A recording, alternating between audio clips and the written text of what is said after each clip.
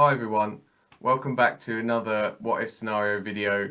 In this episode we're going to be looking at what if Max Cavalera kept Sepultura for himself in 1996. Now I got this idea from watching a video by Rock and Roll True Stories, and it went through the story of Max Cavalera quitting the band, and Max said about regretting not keeping the band for himself. He said that him and Igor should have fired the other two and kept it for themselves. I'll leave that video in the description. And now before we get into the video, if you're not subscribed, drop me a subscribe. We're getting close to 40 subscribers now, which is cool.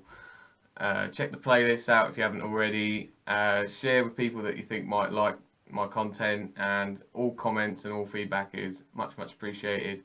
Drop me a like as well if you go on to like this video. And now let's just get straight into this. Now we're going to go through the real timeline of events. Sepultura was formed in 1984 in Belo Horizonte by brothers Max and Igor Cavalera.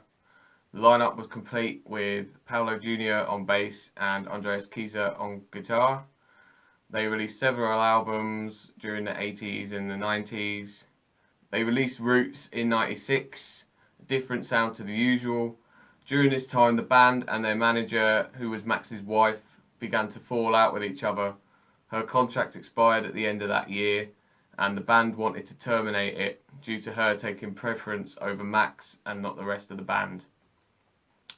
Max didn't like this at all, so he quit. And he went on to form Soulfly and release 11 albums over the last 20 odd years. Also, he made up with his brother, and after a 10-year feud, and formed Cavalera Conspiracy in 2007. And he also formed supergroup Killer Be Killed in 2011, and releasing quite a few albums with both of those. Sepultura fired Max's wife after he left the band, and they appointed Derek Green on vocals to replace him, and they have released 9 albums over these last 22 years. Now, this is our alternate timeline, beginning at 1996, when they've just released the different sounding Roots, a blend of groove, alternative metal, new metal and traditional Brazilian music. They played at Donington Monsters of Rock, but as a 3-piece due to Max leaving the tour on the day of that performance. This is because his wife's son had just been killed in a car accident. After the funeral, Max returned to tour with the band. A few months later, the band sat down with him and told him that they wanted to fire their manager and his wife. They didn't like the fact that they were getting outed by her for press and publicity. They felt like Max was getting preference over them, and it wasn't equal. Max was still getting over the death of his stepson, felt betrayed by his bandmates, so he ended up firing the whole band, including his brother, and he would say something along the lines of, "This is my band, not yours, I can do what I want, you're all out." 1997. Max will now go on to get a new lineup. He would appoint Lucia Mayer on lead guitar, Marcelo D. Rapp on bass, and Roy Mayorga on drums, and begin working on the next album. Gloria renewed her contract with Max's new look, Sepultura. As for Paulo, Andreas and Igor, they would carry on, and together they would form a new band. They would audition musicians to fill the spot for rhythm guitar and lead vocals. The likes of Chuck Billy of Testament, Phil DeMel of Violence, Mark Grew of Morgoth, and Jason Jones of Drowning Pool all auditioned for the band, but like in real life, they would appoint Derek Green to be their new vocalist and begin work on their debut album. 1998. Sepultura released their first album with their new lineup. I think Max would call it Soulfly or The Soulfly. It would be the same as in real life, very much following the new metal trend. It would feature the same artists, collabs as it did in real life. I think it would be really popular with nu metal fans, because at the time the nu metal phase was just beginning to get massive. However, I think the old Sepultura fans would hate this album, and they would hate Max for ruining the band. And Lucio would leave after this, and Max would appoint ex-Machine Head guitarist Logan Mader for the tour. Meanwhile, the former Sepultura members would release their first album in the same year. They would be known as They would be known as Against, and their debut album would be self-titled.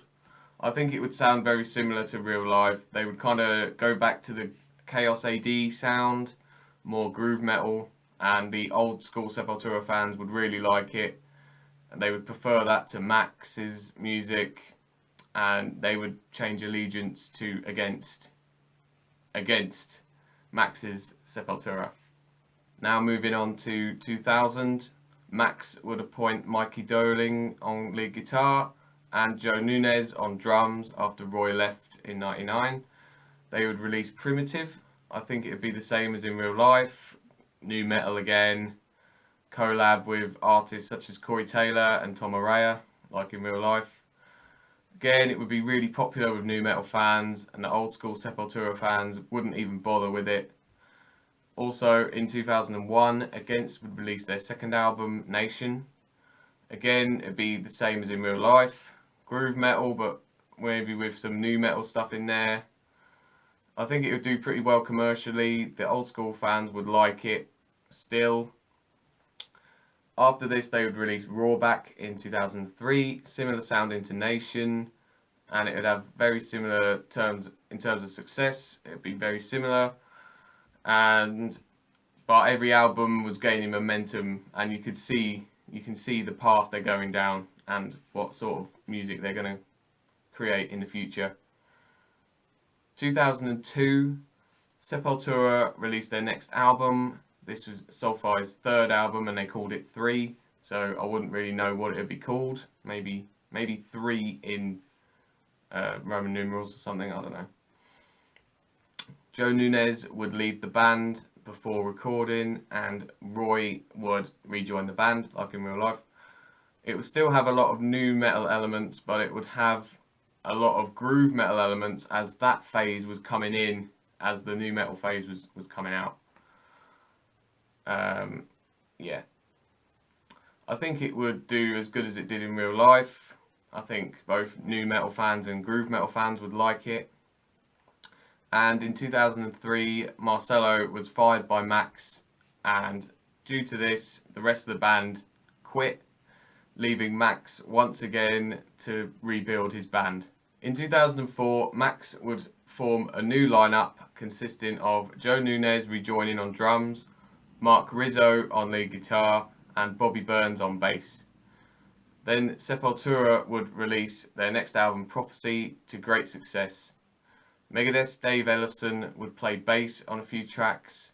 They would go back to their roots with this more of a groove thrash kind of sounding album. Also, it would have a lot of world music in there, sort of Brazilian and Eastern European, Eastern sounding stuff. They would go on to release several albums with this lineup, moving to more groove, thrash, death metal sound, and incorporating world music influences in there as well. In 2006, Against would release Dante XXL, their best work to date. It has the old school thrash and groove sound due to the thrash revival recently happening. Fans really enjoyed this, as it reminded them of Sepultura's great past. However, when the album was finished, Igor would leave the band due to the birth of his son. Then he quit due to artistic incompatibility, whatever that is. He tried to contact his brother Max, but I don't think this would not go very well. Max, I don't think, would want to work with him. Igor would ask him if he wanted to form the band like they'd done in Real Life, but Max would turn this down straight away. Say something like, "I can't work with you anymore. We just have to go our separate ways." But undetermined, Igor would still make his own band and he would call it Conspiracy or The Conspiracy or something like that, releasing their debut album Inflicted in 2008 with a lineup of Steve Zetro Souza of Exodus on vocals, Glenn Drover of Megadeth, and Alex Skolnick of Testament on guitar, and Joe Duplantier of Gojira on bass and additional guitar and extra vocals. Also, Rex Brown of Pantera would play on a few tracks. I think this would be a thrash groove shred fest, and it would be absolutely awesome, and it would be an album that I'd actually like to listen to in real life. The album would be a massive success, with Igor releasing several albums over the next few years, with different lineups on each album. Now, 2009 to the present day, Against would appoint Jean Dolabella on drums to replace Igor, and he would play on the next two albums. Then he would leave and they would appoint Eloy Casagrande to replace him, and he would play on the next few up until today, all being very successful and popular with their fans. Sepultura would release several other albums in the 2010s. They would have a number of lineup changes, including a couple of bassists, a couple of drummers. Now, like in real life, I think Zion, Max's son, would play drums. Max in 2011 would still go and make his supergroup Killer Be Killed with Greg Puciato of the Dillinger Escape Plan and Troy Sanders of Mastodon, and release 2 albums during this time. Even though Sepultura would be making some real great music, I still think the old school fans would not go back to them because of what Max done to the band. I think they would stay loyal to Against. But I think Sepultura would still attract quite a lot of new fans and, you know, old school thrash fans that would like the old and the new stuff. I think Against would keep all of the old Sepultura fans and gain more fans over the years. But I think a feud would probably still be a thing between Max, Igor, Sepultura and Against. That would divide the fan bases, and it would go on for the rest of their career. Though I think Max and Igor probably would be mutual, but they probably wouldn't want to play with each other ever again. And I don't think that any side would ever think about having a reunion. I just don't think it would work. Now I'm going to just quickly move on to the final thoughts about everything. I've got nothing against any of these bands, any of these guys. You know, I absolutely love the old Sepultura stuff. It's absolutely awesome. I haven't really listened to a lot of the new Sepultura, but I like their new one, Quadra, and I got some real cool recommendations of albums to check out when I done my album review last year. And I really like Max's side projects, Cavalera Conspiracy and Killer Be Killed. Really, really cool stuff. I haven't really listened to Soulfly, but they might have a new album out this year, so I might pick that up and give it a go. Andreas Kisser and Mark Rizzo are absolutely unbelievable guitar players in their own right. Absolutely brilliant. If you've not listened to them, give them a listen. I don't believe the feud is too strong anymore. I think it's kind of softened over time.